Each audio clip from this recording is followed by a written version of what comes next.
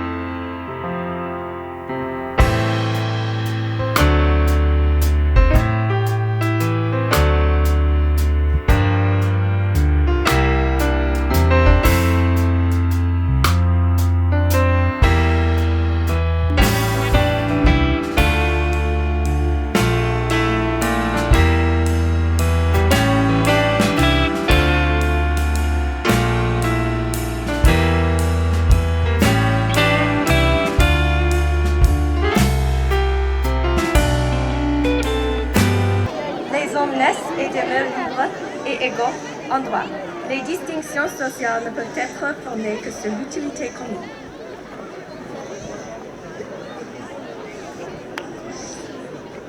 La liberté consiste à pouvoir faire tout ce qui ne nuit pas à autrui.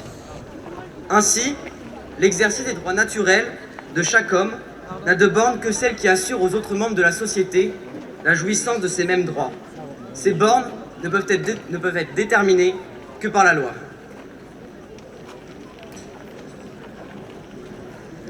Tout homme étant présumé innocent jusqu'à ce qu'il ait été déclaré coupable, s'il est jugé indispensable de l'arrêter, toute rigueur qui ne seront pas nécessaires pour s'assurer de sa personne doit être sévèrement réprimée par la loi.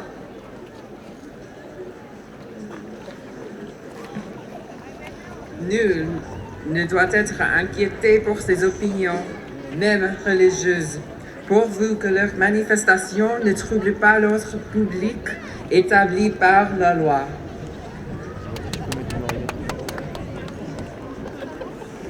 La libre communication des pensées et des opinions est un des droits les plus précieux de l'homme.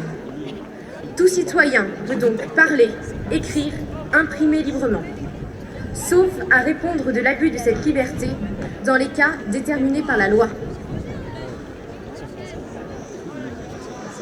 La garantie des droits de l'homme et du citoyen nécessite une force publique. Cette force est donc instituée pour l'avantage de tous, et non pour l'utilité particulière de ceux auxquels elle est confiée.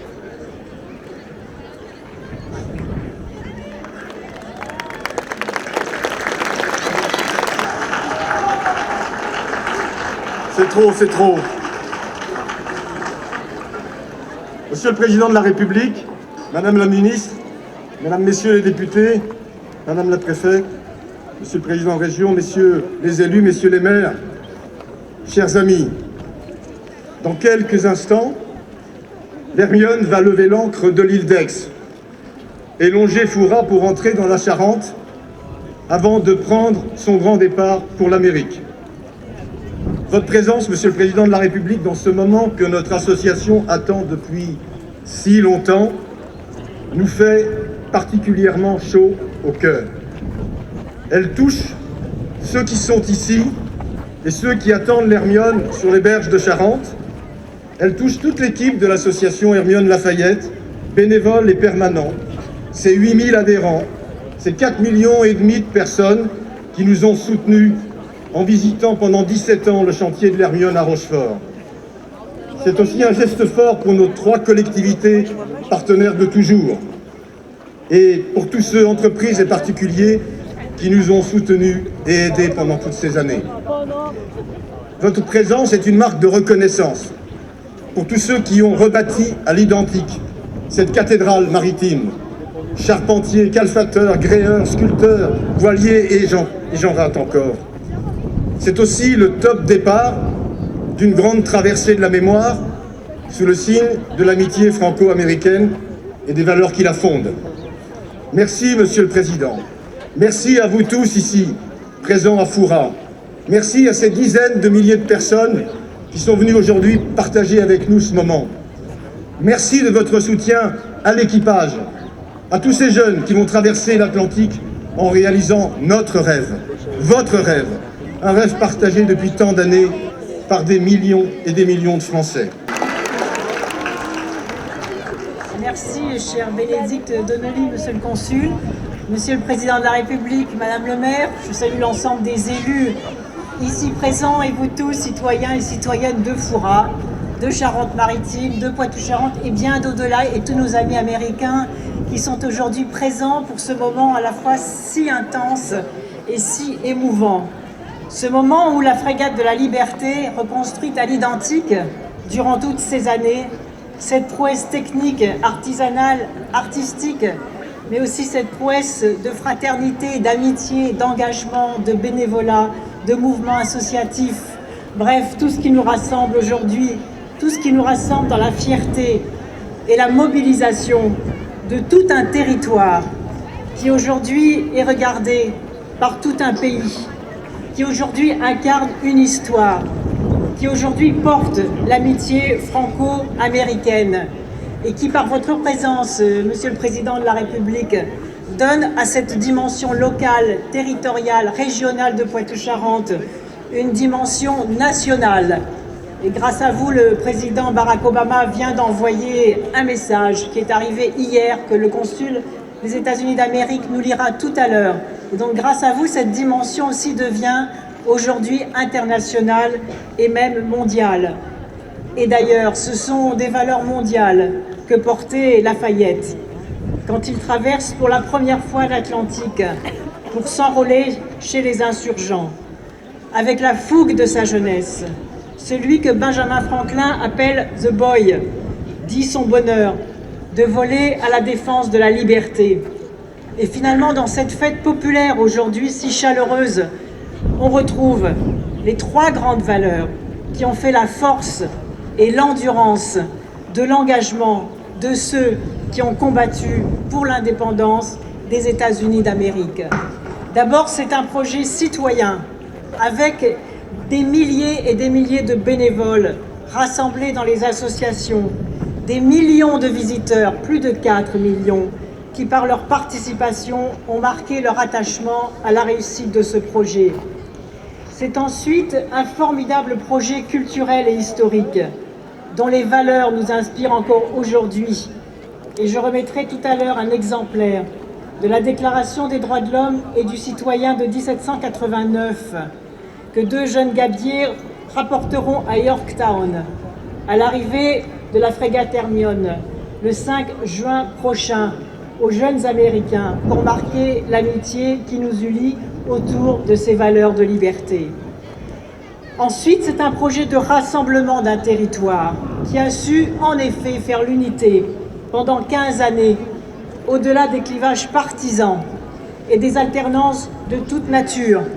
Et il faut le dire, Rochefort, département de Charente-Maritime, région Poitou-Charentes, nous nous sommes en effet engagés au-delà des années. Nous avons apporté, il faut le dire parce que ça appartient aussi aux citoyens de s'en souvenir, 15 millions d'euros, ainsi que les cautions et toutes les garanties qui ont permis de rassurer les entreprises pour qu'elles donnent le meilleur d'elles-mêmes en reconstruisant ce monument de l'histoire. Et justement, c'est aussi un projet touristique et économique que nous avons réalisé. Alors je voudrais rendre hommage à ces entreprises exceptionnelles, dont plus d'une trentaine de la région. La construction bois, comme l'entreprise Asselin, les fonderies, la mécanique, la chaudronnerie, les architectes nautiques, les charpentiers, les sculpteurs, les restaurateurs de meubles anciens, les entreprises de voilerie. Oui, c'est un projet aussi créateur d'emplois, l'un des pôles touristiques les plus importants de la région, avec des retombées formidables.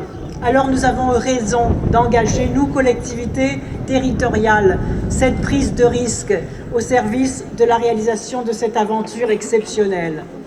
Et enfin, c'est un message puissant pour la jeunesse qui est donné aujourd'hui. Pour le courage de ce Lafayette qui ose à peine à 18 ans, qui ose vouloir réaliser ses rêves. Et c'est pourquoi au cours de cette aventure, nous avons constamment associé les jeunes. D'abord les lycées professionnels et les centres de formation des apprentis. L'Hermione leur doit par exemple la réalisation à la perfection des bureaux, des coffres, des meubles. Et je voudrais citer en particulier le lycée professionnel du bois de Surgères. Ensuite, les 150 jeunes volontaires, embarqués, formés, recrutés par la région, dont la responsabilité, c'est justement la formation professionnelle. Un tiers de jeunes filles et des jeunes aussi en situation de handicap. J'y ai particulièrement tenu. Et je suis convaincue que tous ces jeunes, parce qu'ils ont appris pendant cette année d'entraînement, parce qu'ils vont vivre pendant cette traversée, vont trouver une nouvelle dynamique dans leur vie, vont trouver du travail au retour et vont pouvoir transmettre à d'autres l'enchantement dont ils ont été les témoins.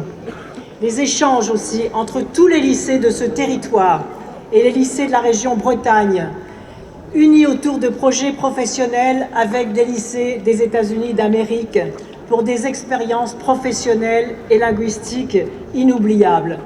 Je voudrais d'ailleurs particulièrement remercier le ministre de la Défense, Jean-Yves Le Drian, et la Marine nationale, partenaire du projet, plusieurs marins ayant intégré l'équipage, l'engagement de la frégate, de la lutte anti-sous-marine La Touche-Tréville, qui est dans le port. Et c'est le nom de l'amiral qui commandait l'Hermione en 1780, Yann Cariou, qui commande cet équipage de marins et de bénévoles, a servi dans ses rangs pendant plus de 30 ans.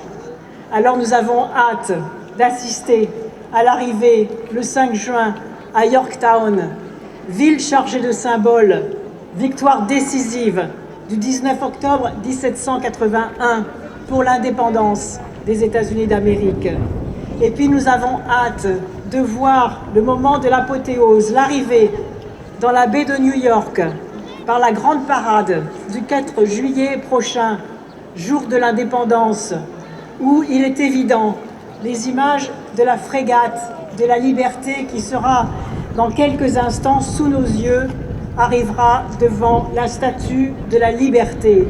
Ces images feront le tour du monde et on pense bien évidemment à l'autre échéance de cette fin d'année, la grande conférence sur le climat qui sera un défi aussi formidable à relever, et notamment avec l'identité maritime de la planète Terre, cette conférence que vous allez présider, Monsieur le Président.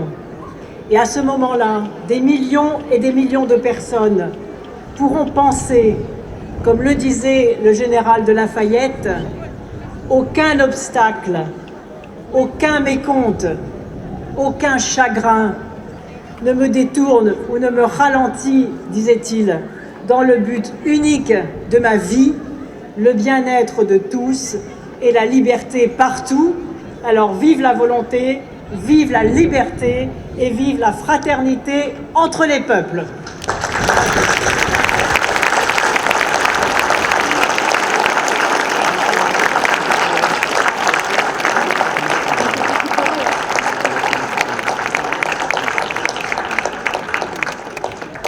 Je vais appeler Justine Bouchard et Maëlle Daniel, qui font partie donc des 156 volontaires qui, aux côtés des marins, vont servir la frégate Hermione tout au long de son voyage vers les États-Unis. Je vais leur remettre donc, en souvenir de la contribution de Lafayette et de Thomas Jefferson, qui, comme vous le savez, était ambassadeur des États-Unis en France, qui a contribué à l'élaboration de la Déclaration des droits de l'homme et du citoyen en août 1789.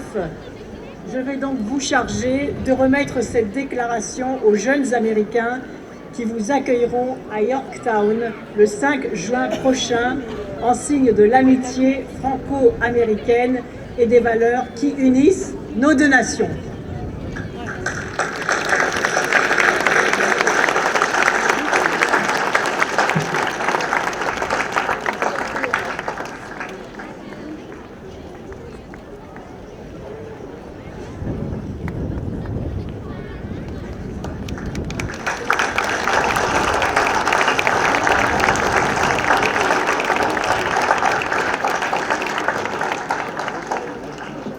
Je passe la parole, Monsieur le Consul des États-Unis d'Amérique.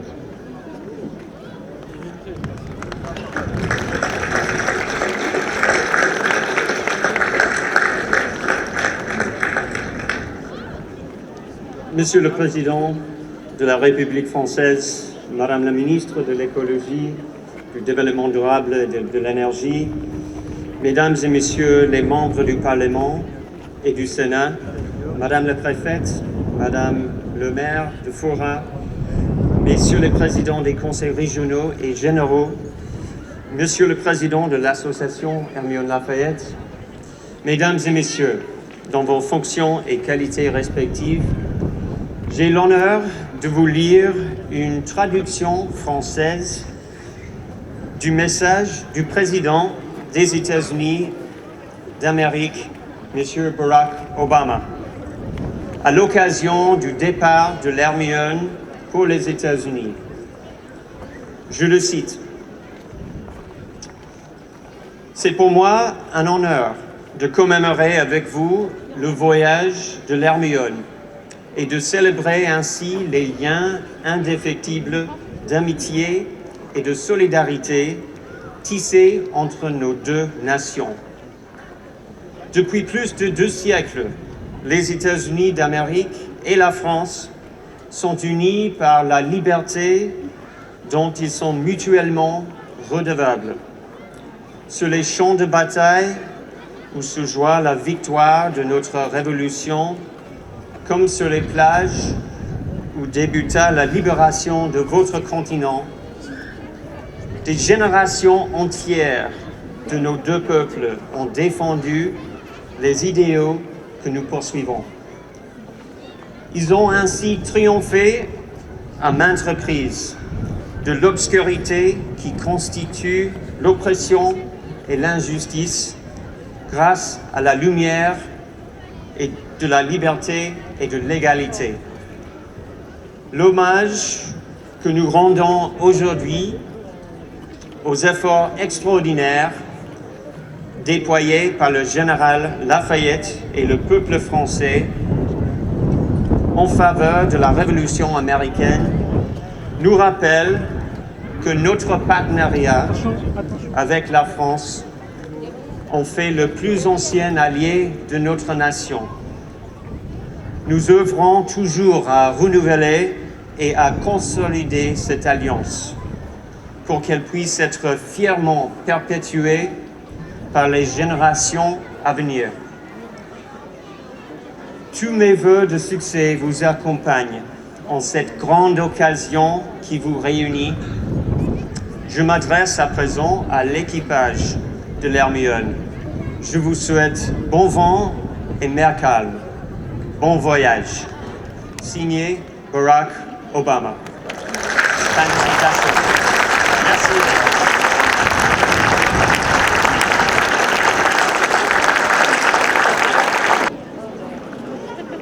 Madame la ministre, Monsieur le Président du Conseil régional, Monsieur le Président du Conseil départemental, Madame la maire de Foix, Monsieur le maire de Rochefort, Mesdames, Messieurs les parlementaires, les élus, Monsieur le Président de la Fondation Hermione, cher Éric Orsena, et aussi cher Bénédicte. Mesdames, Messieurs, si l'Hermione est tout prêt, si l'Hermione est prête à partir, c'est grâce à vous tous, qui vous êtes mobilisés depuis si longtemps pour que ce projet, pour que ce rêve devienne réalité. Et si vous êtes aussi nombreux aujourd'hui pour ce départ, pour ce grand départ, c'est parce que vous avez été très nombreux pendant ces dernières années à vouloir vivre cette journée, qui est une journée historique. Historique parce qu'elle rappelle un événement historique. Historique parce que aussi elle marquera les esprits en France et aux États-Unis. Historique également parce qu'elle délivre un message. Et je vais vous le confier. C'est celui de la volonté. Parce que s'il y avait encore des gens qui pensaient que rien n'était possible en France, s'il y avait encore des sceptiques qui ignoraient que la passion pouvait renverser tous les murs, tous les obstacles, s'il y avait encore des cyniques, des aveugles qui prétendaient qu'il était vain de rêver, alors cette journée ici, cette belle journée, c'est la meilleure réponse que la France pouvait leur apporter. Et c'est une grande fierté, j'imagine, pour toute la Charente-Maritime, une grande fierté pour la région Poitou-Charentes, mais une grande fierté pour la France tout entière, que de participer, que de regarder, que de vivre un tel événement. L'Hermione, c'est un nom qui résonne dans l'histoire. L'Hermione, c'était le bateau de Lafayette, une frégate de la marine royale, mais qui était inspirée par l'esprit des Lumières. L'Hermione, c'est aujourd'hui le vaisseau qui porte l'amitié entre la France et les États-Unis. La première fois que l'Hermione a traversé l'Atlantique, c'était en 1780, il y a 235 ans. Elle emportait à son bord un jeune homme qui avait à peine 23 ans et qui était chargé de la plus belle des missions, chargé par la France d'apporter son soutien à la lutte pour l'indépendance de l'Amérique. 3 ans plus tôt, alors qu'il avait à peine 20 ans, Lafayette avait déjà gagné l'Amérique pour se porter, comme il le disait lui-même, en défense de la liberté. La liberté, c'est celle qui guidait les insurgés américains de George Washington. La liberté, c'est celle que défendait aussi pour son pays Lafayette. Revenu en France, dans un bateau au nom prédestiné, l'Alliance, Lafayette n'avait cessé de plaider la cause de l'Amérique auprès du roi. Et c'est donc quelques semaines plus tard, sur l'Hermione, qu'il partit pour annoncer à George Washington et à l'Amérique cette grande nouvelle. La France, oui, la France était là, et elle apportait son soutien et son appui à l'indépendance américaine. À Boston, Lafayette fut accueilli par une foule en liesse. À la tête de ses volontaires, il a tout fait pour que des hommes libres puissent l'emporter. La contribution de la France fut décisive pour permettre aux États-Unis d'Amérique de connaître la liberté. C'est ainsi que fut scellée la plus belle des alliances, une alliance fraternelle entre la France et les États-Unis. Lafayette devint un nom de rassemblement, de ralliement. Le maire de New York dira en 1824 que sa patrie considérait Lafayette comme son fils le plus aimé. Lafayette devint un symbole de toutes les causes, et c'est en invoquant Lafayette que les premiers volontaires américains se sont enrôlés auprès de la France en 1916, durant la Première Guerre mondiale. C'est en saluant Lafayette que le général Pershing, avec ses troupes, a débarqué en 1917. Et c'est toujours en souvenir de Lafayette que les soldats américains sont allés en Normandie, sur les plages, pour qu'à notre tour, nous puissions être libres et indépendants. Et encore aujourd'hui, tous les 4 juillet, fête de l'indépendance américaine, une délégation des États-Unis vient fleurir la tombe de Lafayette au cimetière Picpus à Paris. Alors ce que l'Hermione célèbre en refaisant 230 ans après la traversée de l'estuaire de la Charente jusqu'à la rade de Boston, c'est ce message de liberté et de volonté. Mais il fallait qu'il y ait une idée de génie, une idée qui traverse parfois la tête d'une femme, d'un homme, sans pour autant se traduire dans la réalité. Il fallait qu'il y ait une idée, il fallait qu'il y ait un lieu, et il fallait qu'il y ait un homme. L'idée, c'était de reconstituer l'Hermione, de répliquer l'Hermione, de refaire l'Hermione. Le lieu, c'est la Corderie royale de Rochefort, cet établissement historique de la marine fondé par Colbert.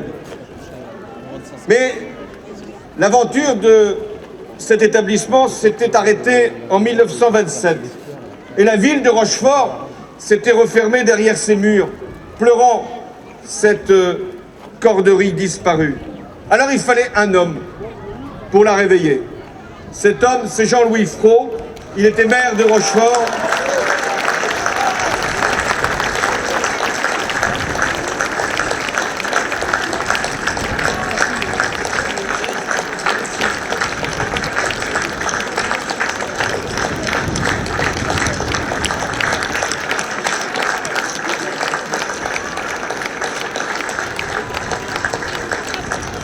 Et monsieur Frault, vous avez eu donc cette idée. Mais quand on a une idée, il faut la faire partager. Alors vous vous êtes adressé, ça peut arriver, au président de la République de l'époque, François Mitterrand. Et il fut convaincu de faire de Rochefort un de ses grands travaux présidentiels. Et c'est ainsi que la corderie a pu renaître avec le Centre international de la mer, dont Éric Orsena est devenu le président. Et c'est à ce moment-là, grâce à vous, grâce à Rochefort, grâce aussi à cette idée de génie, que l'Hermione est née. Mais il ne suffit pas d'avoir une idée, il ne suffit pas d'avoir un lieu, il ne suffit pas d'avoir un homme pour la porter, il fallait construire l'Hermione. Comment construire un mythe en le rendant vrai? Aussi vrai que l'original, aussi vrai que l'authentique. En 1779, il avait fallu 6 mois pour construire l'Hermione. Il a fallu plus de 20 ans pour y parvenir, sur 2 siècles, le 20e et le 21e. Et on appelle ça la modernité. Mais ça a été difficile de faire en sorte que l'Hermione renaisse. Pendant 20 ans, tous ensemble, vous vous êtes acharnés à ce que ce chantier puisse être réalisé. Bénédicte Donnelly, vous êtes l'incarnation même de cette fraternité franco-américaine que porte l'Hermione, puisque vous êtes le fils d'un GI débarqué en Normandie en juin 1944 et que vous avez fait le plus beau des projets français. Belle union franco-américaine.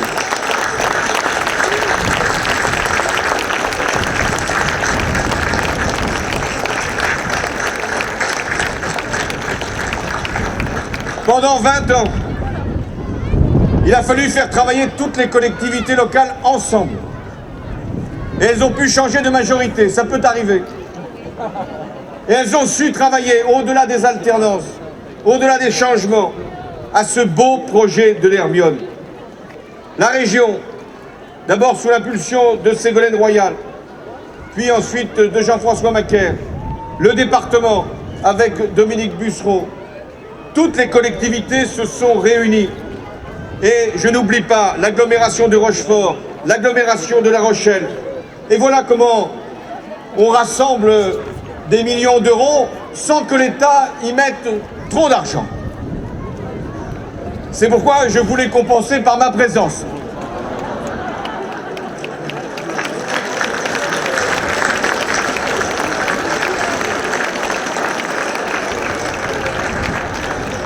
Dans un souci d'économie budgétaire qui ira droit au cœur de tous. Mais en même temps, l'État s'est mobilisé en affectant ses meilleurs marins, ses meilleurs ingénieurs, ses meilleurs officiers. Je veux aussi les en remercier. Et puis, nous avons un bateau à voile, qui est bâti comme une cathédrale inversée.